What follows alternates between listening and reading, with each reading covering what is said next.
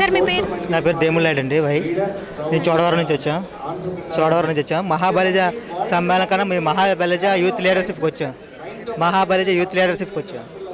వచ్చిన తర్వాత మన కులం యొక్క అదే మహాబలిజుల యొక్క మూలాన్ని తెలుసుకోగలిగాం. ఇక్కడ మహాబలిజ స్ట్రెంత్ ఎంత, ఇది ఎక్కడ మొదలైంది, ఎక్కడ ఎండ్ అయింది, దీనికి కాపలాదారులు ఎవరు, కాపు కాసేవారు ఎవరు, ఉపకులాలు కలిపి మహాబలిజాగా మార్చారు. ఈ ఇప్పటి వరకు మున్నూరు కాపు, తూర్పు కాపు, ఒంటరి బలిజాగా ఉన్న మనము మహాబలిజులు అంటే మహాబలవంతులుగా ఉన్న మనమే ఉపకులాలుగా విభజించి మనల్ని బలహీనలు చేశారని మనకు తెలియదు ఇప్పటివరకు.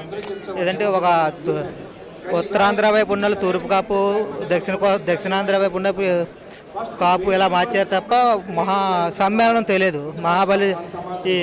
మహాబలి అదే ఐకాన్ మీటింగ్కి వచ్చాక, లీడర్షిప్కి వచ్చాక మనకు తెలిసింది ఏంటంటే మహాబలిజులంగా ఉన్న మనము 6 ఉపకులాలుగా విభజించారన్నమాట.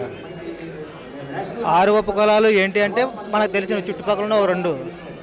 ఇప్పుడు ఇక్కడికి వచ్చాక మనం కాపులం కాదు, మహాబలిజులం నుంచి ఉపకులాలుగా వేరవడం వల్ల కాపులు, తూర్పు కాపు ఒంటరిగా తయారయ్యాం.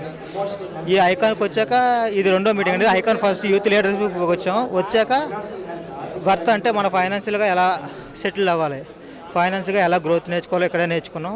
లీడర్షిప్ ఫార్ములా, ఒక లీడర్గా ఎస్టాబ్లిష్ అవ్వాలంటే ఎలా ఉండాలి ఇక్కడికి వచ్చాక తెలుసుకున్నానండి. ఆటోమేటిక్గా అది జరిగింది.